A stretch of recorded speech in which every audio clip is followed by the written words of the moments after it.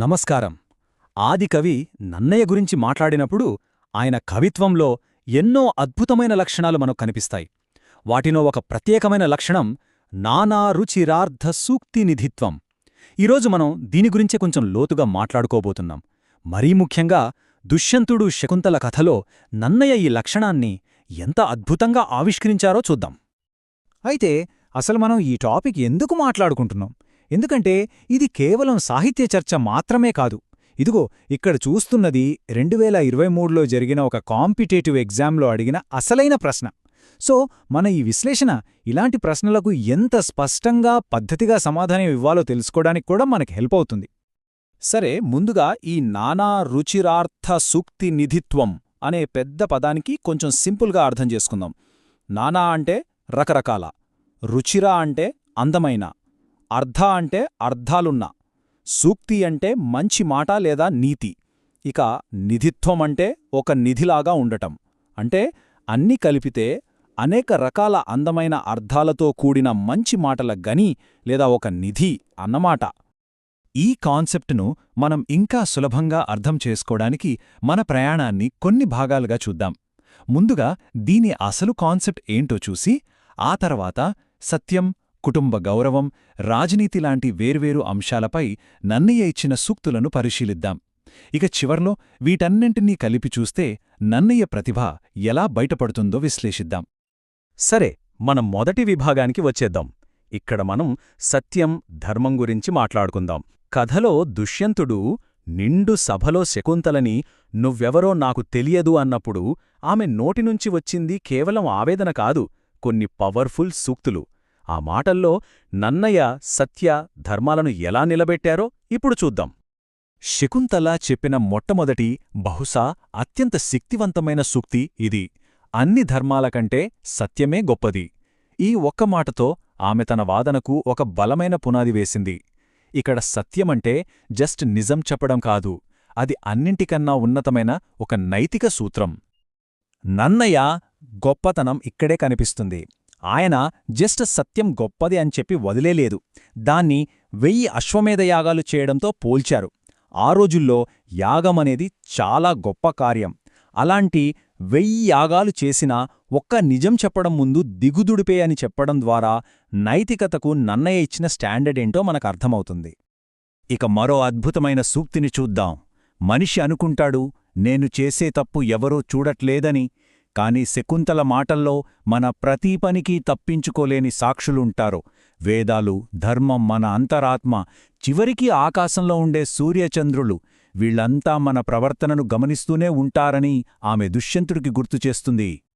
దీని వెనుక ఉన్న అసలు సందేశం ఏంటంటే, ప్రతి మనిషిలో ఒక స్ట్రాంగ్ మోరల్ కంపాస్ని, అంటే ఒక నైతిక దిక్సూచిని ఇది సెట్ చేస్తుంది.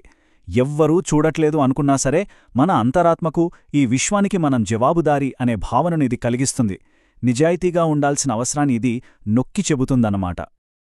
ఇక రెండవ విభాగానికి వస్తే, ఇక్కడ కుటుంబ వ్యవస్థలో స్త్రీకి, ముఖ్యంగా భార్యకు, తల్లికి ఎంత గొప్ప స్థానముందో చెప్పే సూక్తులపై మనం దృష్టి పెడదాం. ఈ సూక్తులను నన్నయ్య కథలో చాలా సహజంగా, అందంగా ఇమిడ్చారు. శకుంతల మాటల్లో భార్య అంటే కేవలం ఒక వ్యక్తి కాదు, ఆమె ఒక వ్యవస్థ లాంటిది.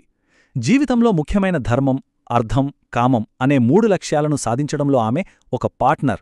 వంశాన్ని ముందుకు తీసుకెళ్లే మూలాధారం ఆమె. అంతేకాదు, ఇంటి నైతిక విలువలకు, క్రమశిక్షణకు ఆమె ఒక కేంద్రం. దీన్ని బట్టి భార్య కేవలం భోగవస్తువు కాదు, సమాజానికి మూలస్తంభం అని నన్నయ్య ఎంత అద్భుతంగా చెప్పారో చూడండి. మాతృత్వం, వంశం యొక్క పవిత్రతను చెప్పే ఈ గంభీరమైన సూక్తినొక్కసారి గమనించండి. ఒక పురుషుడు తన భార్య గర్భం ద్వారా కుమారుడిగా పునర్జన్మ పొందుతాడు. ఇది ఎంత లోతైన, ఎంత శక్తివంతమైన భావనో కదా. ఈ సూక్తి వెనుకున్న అసలు అర్థం దుష్యంతుడికి ఒక రకంగా పరోక్షంగా చెప్పిన పాఠం అన్నమాట. ఇది ఒకవైపు మాతృత్వానికి, దైవత్వాన్ని ఆపాదిస్తుంది. మరోవైపు కొడుకు అంటే తండ్రికి పునర్జన్మలాంటి వాడు అని చెప్పడం ద్వారా నువ్వు నీ కొడుకుని కాదంటున్నావంటే అది నిన్ను నువ్వే కాదనుకున్నట్టు అని నన్నయ్య ఎంత తెలివిగా చెప్పారో చూడండి. సరే, ఇప్పుడు మనం మూడో విభాగానికొచ్చాం. ఇక్కడ సూక్తులు కేవలం కుటుంబానికో, ధర్మానికో పరిమితం కావు. ఇవి రాజనీతికి, లోకజ్ఞానానికి కూడా విస్తరిస్తాయి. ఈ మాటలు అటు పాలకులకు ఇటు ప్రజలకు కూడా ఎలా ఉపయోగపడతాయో తెలుసుకుందాం. ఇది చూడండి, శకుంతల పలికిన ఈ మాటలు దుష్యంతుడి క్యారెక్టర్పై సూటిగా వేసిన ఒక పదునైన విమర్శ. ఎప్పుడూ కొత్తదనం కోసం, కొత్త విషయాల కోసం పాకులాడే రాజులను తెలివైన వాళ్లు నమ్మకూడదు అని చెప్పడం ద్వారా ఆమె ఇండైరెక్ట్గా దుష్యంతుడి చంచల స్వభావాన్ని, నమ్మకద్రోహాన్ని ఎత్తిచూపింది. ఇక్కడ మనకు రెండు రకాల రాజుల మధ్య తేడా స్పష్టంగా కనిపిస్తుంది. ఒకవైపు శకుంతల విమర్శించే నమ్మదగని రాజులు, మరోవైపు నన్నయ కోరుకునే ఆదర్శరాజులు. ఆదర్శరాజుకు ఉండాల్సిన లక్షణాలేంటి? నిజాయితీ, మంచివాళ్లతో స్నేహం, న్యాయమైన పాలన. బహుశా తనను పోషించిన రాజరాజ నరేంద్రుడికి ఆదర్శపాలన ఎలా ఉండాలో చెప్పడానికే నన్నయ ఈ లక్షణాలను చేర్చారేమో అనిపిస్తుంది. ఇప్పటిదాకా మనం సత్యం, కుటుంబం, రాజనీతికి సంబంధించిన సూక్తులన్నిటినీ విడివిడిగా చూశాం. ఇప్పుడు వీటన్నింటినీ కలిపి చూద్దాం. అసలు నన్నయ్య ప్రతిభ ఎక్కడుందంటే ఈ సూక్తులన్నింటినీ ఒకే కథలో ఒకే చోట పొందుపరిచి ఒక సంపూర్ణ నిధిగా ఎలా మలిచారో అర్థం చేసుకుందాం. ఇది మన పరీక్ష ప్రశ్నకు సరైన సమాధానమివ్వడానికి చాలా ముఖ్యం. సో ఫైనల్గా చూస్తే నన్నయ్య యొక్క సూక్తుల నిధిలో ప్రధానంగా 3 భాగాలున్నాయి. మొదటిది సత్యం మరియు ధర్మం యొక్క గొప్పతనాన్ని చెప్పే సూక్తులు.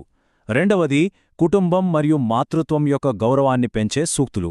మూడవది న్యాయమైన రాజనీతి, లోకజ్ఞానానికి సంబంధించిన సూక్తులు. ఈ మూడింటిని కలిపి వివరిస్తే ఆ ప్రశ్నకు ఒక పర్ఫెక్ట్ ఆన్సర్ దొరుకుతుంది. ముగింపుగా చెప్పాలంటే నన్నయ దుష్యంతుడి కథలో కేవలం ఒక స్టోరీ చెప్పలేదు. సత్యం, ధర్మం, కుటుంబం, రాజనీతి లాంటి ఎన్నో విషయాలపై అందమైన, అర్థవంతమైన సూక్తులను ఆ కథా సందర్భానికి తగ్గట్టుగా అద్భుతంగా అల్లారు. ఈ విధంగా అనేక రుచులున్న నీతుల నిధిని మనకందించి తన నానారుచిరార్థ సూక్తి నిధిత్వం అనే కవితాలక్షణాన్ని ఆయన సార్థకం చేసుకున్నారు. ఈ విశ్లేషణను ఒక చిన్న ఆలోచింపజేసే ప్రశ్నతో ముగిద్దాం. వేల సంవత్సరాల క్రితం నన్నయ్య చెప్పిన ఈ సూక్తులు, సత్యం, కుటుంబ బాధ్యతలు, నాయకత్వ లక్షణాల గురించి చెప్పిన ఈ మాటలు నేటి ఆధునిక ప్రపంచంలో మన నిర్ణయాలకు, మన జీవితాలకు ఎలా మార్గనిర్దేశం చేయగలవు? ఒక్కసారి ఆలోచించండి.